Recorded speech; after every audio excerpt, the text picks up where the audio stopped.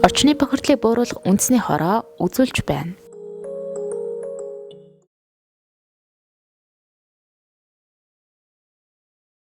Иргэд олон нийт маань угаарынхын дуудлагын нийт дүнгээ анализ хийж үзэхэд бол энэ яндангийнхаа сойлтыг хаасан тохиолдлууд маш их байна.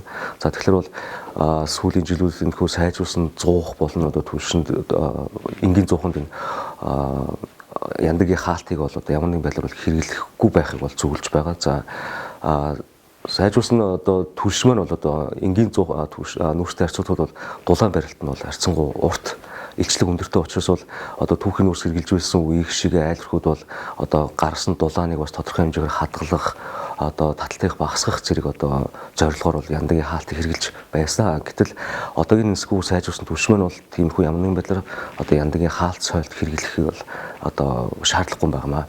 За мөн дээрээс нь бол санамсаргүй байдлаар энэхүү одоо яндагийн хаалтыг бас түлхэж бүгэн хаасны тохиолдол бас гарч байгаа.